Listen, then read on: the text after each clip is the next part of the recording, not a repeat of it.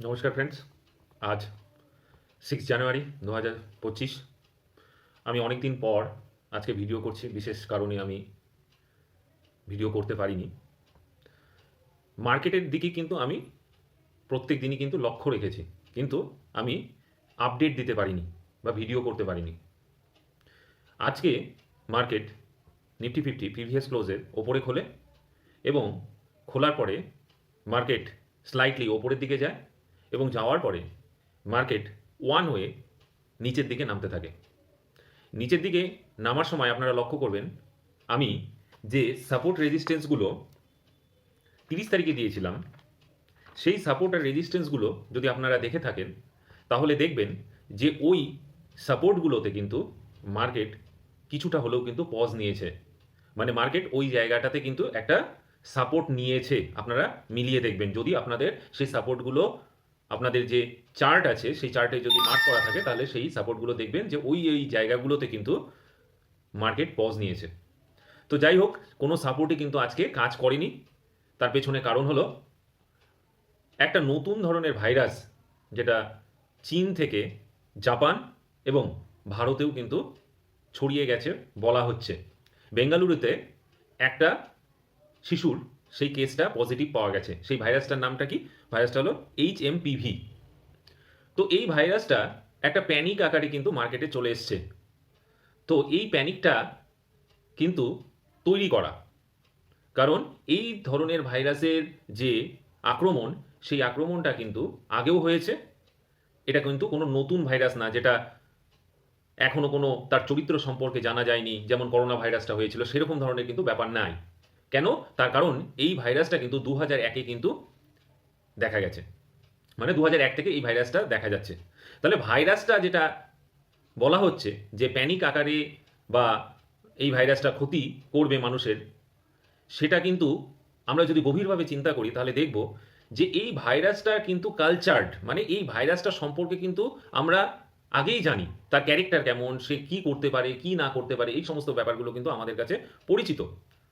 তো এটা যে করোনার মতো একটা আকার ধারণ করবে সেটা কিন্তু নয়। এই কারণে নয় যে এটার প্রিভেন্টিভ যে স্টেপগুলো, সেই স্টেপগুলো কিন্তু অলরেডি কিন্তু আমাদের মানে যে মানে স্বাস্থ্য ডিপার্টমেন্ট বলুন, হেলথ ডিপার্টমেন্ট বলুন, সেই ডিপার্টমেন্টের কিন্তু জানা আছে।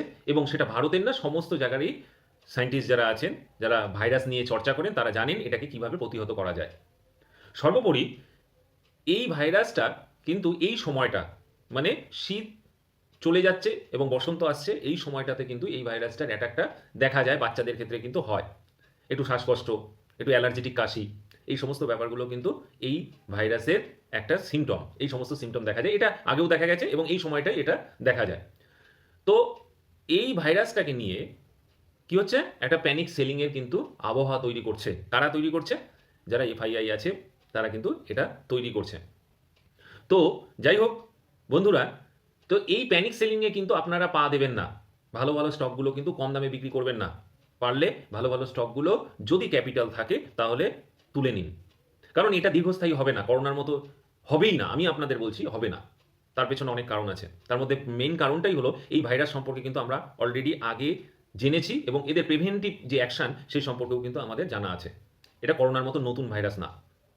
তো এটা তৈরি করা হচ্ছে যাতে ভালো ভালো স্টকগুলো আপনারা, আমরা যারা রিটেইলার আছি বা পাবলিক আছি, তারা যেন বেচে দিই, তা এফআইআইরা কম দামে যেন ওই স্টকগুলো কিনে নেয়। এটাই হলো উদ্দেশ্য। এটা বেশি দিন কিন্তু স্থায়ী হবে না। যখনই দেখা যাবে যে এর প্রভাব কাজ করছে না, আর বেশি দিন কাজ করছে না, দেখবেন সেদিনই, মানে আর নতুন যদি কেস যদি না পাওয়া যায়, তবেই দেখবেন যে মার্কেট একদিনে 200, 300, 400 পয়েন্ট কিন্তু ঘুরে দাঁড়াবে। তো মার্কেট নিচের দিকে নামবে, এই সমস্ত লোকজনও কিন্তু এখন বলা শুরু করে দিয়েছে যে আরও নামবে, আরও নামবে।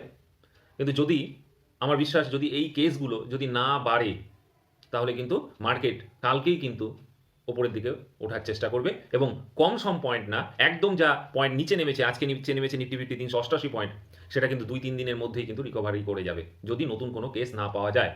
তাহলে কি হচ্ছে, তাহলে যে স্টকগুলো কম দাম ছিল সেই স্টকগুলো কিন্তু আবার পুনরায় আগের অবস্থায় চলে যাবে। তো কম দামে ভালো ভালো স্টকগুলো কিন্তু নেওয়ার কিন্তু সুযোগ। ব্যাপারটা হলো প্রত্যেক বছরই এরকম একটা ভাইরাস ভাইরাস আবহাওয়া তৈরি করে কি করছে, ভালো ভালো স্টকগুলো কম দামে কিনে নিচ্ছে। আর আমরা কি বোকারা কি করছি, আমরা ভয়ে এই স্টকগুলো বিক্রি করে দিচ্ছি। এটা বিক্রি করা যাবে না, আরও পারলে পরে নতুন নতুন স্টকগুলো, ভালো ভালো স্টকগুলো কিনে রাখতে হবে। জানুয়ারি মাস Q3 রেজাল্ট বেরোবে, রেজাল্ট বেরোলে পরেই কিন্তু মার্কেটে কিন্তু পজিটিভ মুভমেন্ট কিন্তু আসবে। তো নিফটি ফিফটি যদি দেখা যায় আজকে 388 পয়েন্ট নেগেটিভ হয়েছে, এবং ইন্ডিয়া ভিক্স যদি দেখা যায় তাহলে 15.6% কিন্তু পজিটিভ হয়েছে। ইন্ডিয়া ভিক্স পজিটিভ হলে পরে কিন্তু মার্কেট কিন্তু ভোলাটাইল হয়। 15.65 হয়ে গেছে, মানে 14-এর ওপরে উঠে গেছে, এটা কিন্তু ভালো না। মার্কেট কিন্তু ওঠানামা করবে। যারা অপশানে খেলছে তারা কিন্তু সাবধানে খেলবেন, স্টপ লস স্ট্রিক্টলি মেনটেন করবেন, নাহলে কিন্তু একবারে উঠিয়ে দিবে, আবার কোনো সময় উপরের থেকে কিন্তু একবারে 200 পয়েন্ট 300 পয়েন্ট নামিয়ে দেবে। তো সাবধান থাকবেন। আমি যে স্টপ লসগুলো বা আমি যে সাপোর্ট আর রেজিস্ট্যান্সগুলো বলছি সেগুলো কিন্তু স্ট্রিক্টলি মেনটেন করবেন। 10-12 পয়েন্ট বা 15 পয়েন্ট এদিক ওদিক হতে পারে, সেটাকে আপনারা বুদ্ধিমতো আপনাদের যে ক্যাপিটাল আছে বা যে মানে লস আপনারা নিতে পারবেন ততটুকু পর্যন্ত কিন্তু আপনারা এদিক ওদিক করতে পারেন।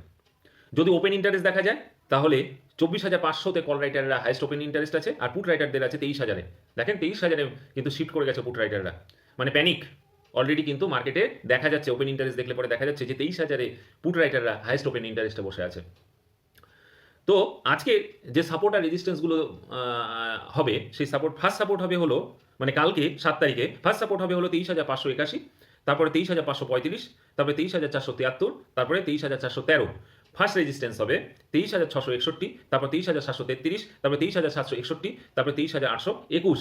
আপনারা এই পয়েন্টগুলো কিন্তু স্ট্রিক্টলি মেনটেন করবেন, কারণ আমি বলেছি ভিআই কিন্তু ভোলাটিলিটি ইন্ডেক্স অনেক 15+ হয়ে গেছে। তো স্টপ লসগুলো কিন্তু মেনটেন করবেন। অপশানে খেলতে হলে পরে স্টপ লসগুলো কিন্তু খুব ইম্পর্টেন্ট। তাই এই স্টপ লসগুলো আপনারা লিখে রাখুন এবং কালকে মার্কেটে টেক পার্ট করুন। আমার ভিডিও ভালো লাগলে পরে লাইক করবেন, শেয়ার করবেন এবং সাবস্ক্রাইব করবেন। এটাই কিন্তু আমার চাওয়া, আর কিন্তু কোনো কিছু চাওয়া নেই। তো যাই হোক, মার্কেটে পার্টিসিপেট করার আগে আমার যে সাপোর্ট আর রেজিস্ট্যান্সগুলো কিন্তু আপনারা স্ট্রিক্টলি মেনটেন করবেন। এটুকুই মেনটেন করে আপনারা মার্কেটে টেক পার্ট করবেন। নমস্কার, ভালো থাকবেন, সুস্থ থাকবেন।